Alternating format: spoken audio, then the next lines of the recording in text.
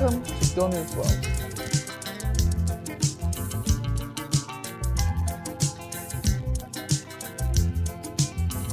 Okay, hello everyone. Welcome to Donna's World. And thank God it's Friday. And this is one of those weeks in which I really mean it when I say thank God it's Friday, because it's been so taxing physically and mentally. But so much work to do. I'm so far behind with the projects I'm supposed to be completing as a journalist and a media consultant and events manager. One of my customers is flying in from East Africa this weekend. So, I've been under so much pressure. And the people I'm working with are a complete nightmare. Well, some of them anyway, or most of them. And they probably think I'm a nightmare too, because everyone's under stress. So nobody's their best self this week from what I can see. Anyway, given how much pressure I'm under, this is going to be a short video.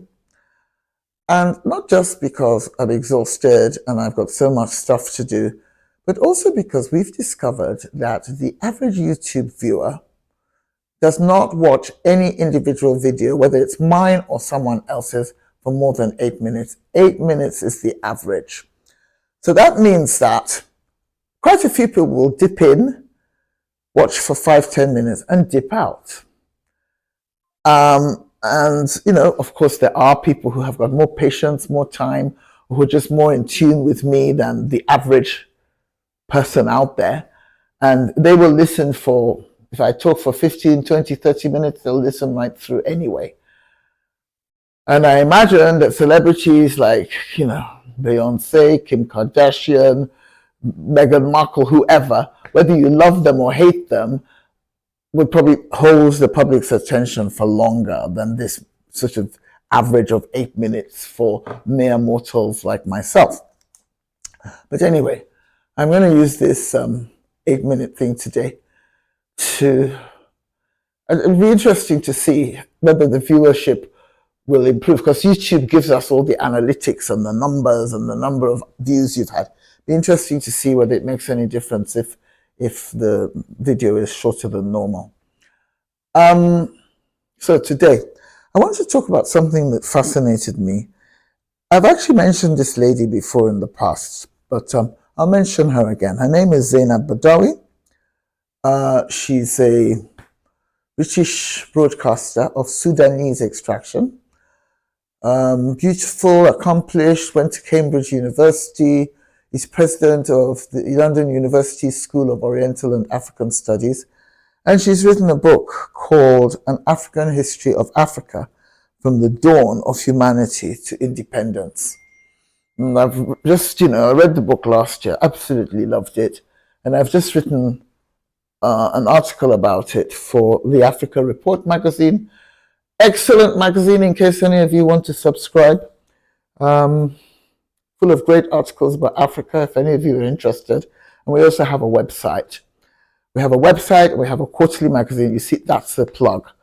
But anyway, so I've just written this article. It's a kind of update about Zainab's book, and based on an interview I did with her. And she is saying, the opening line is so bold and provides so much food for thought. Everyone is originally from Africa, and this book is therefore for everyone. And she goes on to say that until 8,000 to 12,000 years ago, all humans were dark-skinned. Pale complexions, fair hair, and light-colored irises only evolved as humans migrated beyond Africa and adapted to different climates, which over time led to the varied racial characteristics we see today. In other words, there was a time when, well, I'll read a little bit more and say, it says, our lineage, Homo, and our place in it is the subject of much study, conjecture, and disagreement. There is growing evidence that archaic humans originated in different parts of Africa. However, what we can say with absolute certainty is that 99% of our evolutionary history occurred on the continent. Everyone today is either African or the descendant of an African migrant. Now, that's pretty explosive. for a number of reasons. First of all, the fact is, it's pretty explosive to imagine that Donald Trump and I both come from the same place, originally way back in the mists of time. Because, I mean, apart from the fact that he's blonde and fair-skinned, and I'm not, he has quite strong views about people who are not, white. He doesn't necessarily say a lot about whiteness and brownness and blackness, but his actions and his policies indicate that he's not too fond of people like, brown people like Mexicans, for example. And yet it's a fact, apparently, scientifically and historically, that we all have the same origins.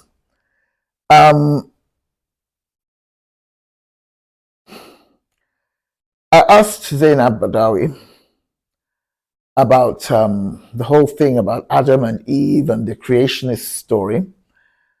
And we talked about people who are very unwilling to accept anything except the whole Adam and Eve narrative, which is a religious thing, and evolution, which is the Charles Darwin theory about where we all came from.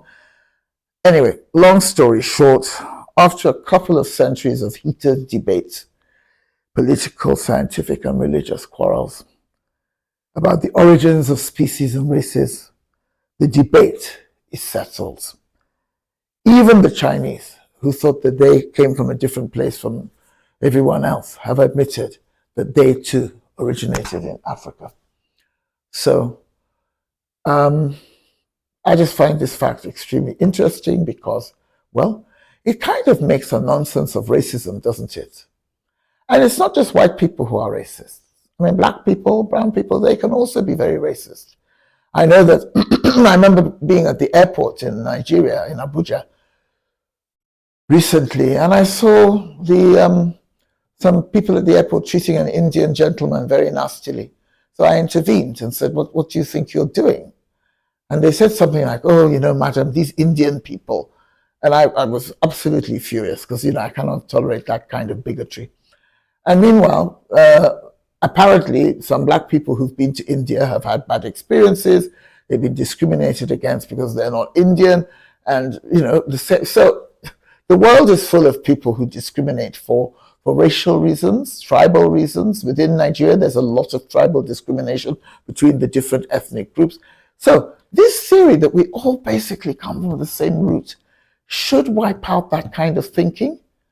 I wonder whether it will have any impact on white American Ku Klux Klansmen, for example. Do they even know about it? Or if they know about it, do they accept it? I mean, it's really, really food for thought that there's no real difference. And another reason why I find it interesting is because of this idea of who owns different lands. So take Israel, for example, which I have to tell you that I am a supporter of Israel, though there are many things Israel does that I am not happy about, but I do believe that Jews are entitled to live in that part of the world. And because of the whole biblical thing about their ancestry and their origins. But if we all came from Africa originally, do Jews really own Judea and Samaria and Israel? If we all came from Africa originally, do Native Americans own America? Or is it a case of the first people who inhabited an area that was uninhabited? Is it a case of them being, having a claim to that land because nobody was there before they got there? But anyway, just think about it. I'd love to hear your views about everyone starting off in Africa and then spreading out over time and everyone looking the same originally, and then some wind up looking like Donald Trump or Sharon Stone or, the Queen of England, and others wind up looking Indian or Chinese, but we're all basically the same. We're all from the same cradle of humankind. So that's what I'm thinking about. What do you think? Do you believe it? You should believe it because it's a scientific fact. Tell me what you think. And I hope to see you next Wednesday when I do my wellness videos on Wednesday, and of course next Friday. We've come to the part of the show where we briefly dwell on letters and messages from sWorld viewers.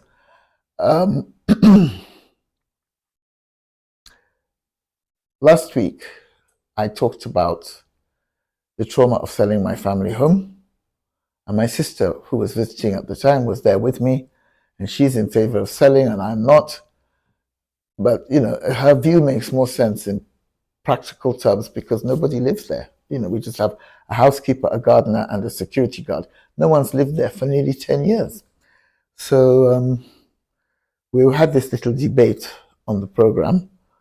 And this is how some of you reacted.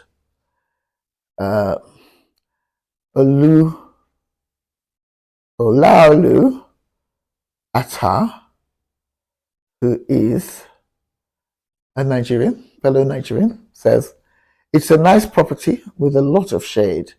I suggest you search for funds and renovate it and turn it into an Airbnb so that people coming to Port Harcourt can pay to use it. That would be better than selling it outright." And because it's a bungalow, he also pointed out that many people who might be ill or elderly will be glad of staying somewhere like that because there are no stairs to worry about. I must tell you that because I'm so fat, I'm glad there are no stairs to worry about. When I visit there, at least, you know, I'm always on level ground. You know, I hate stairs until I lose this weight. Stairs are a major challenge for me. And then we also have Emma J, one of my regulars, says that a house that has no life because nobody's living in it is sad, and that it's better to give it up to ensure that it remains vibrant and memorable. She says to her own surprise, she keened all night in the garden under the magnificent old oak tree before she finally left her family home. She took her dreams and memories from it and instilled them in her heart that night.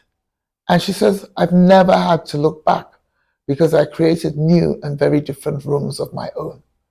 So she says, "I hear you both." That means she agrees with my sister, but she also understands where my grief about the prospect of selling the house is coming from. And then finally, we have Patricia Wask. Good old Patricia. "Hey girl, how's things?" She says she's happy to see me in my family home with my sister. She was happy to see me in my family home with my sister.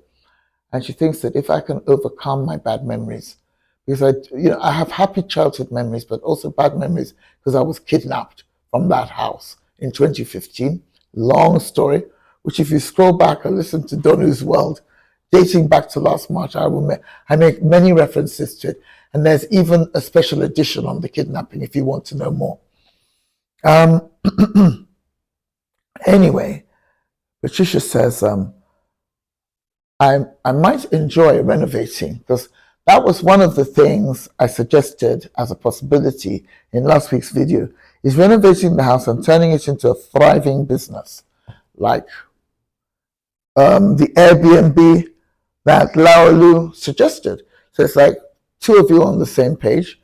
And because I was saying that, you know, maybe at this age, it's time to sort of take on gentler projects and stop running around being this sort of like constantly stressed journalist, and go and renovate the family home and turn it into something that can pull in a few pennies without too much effort.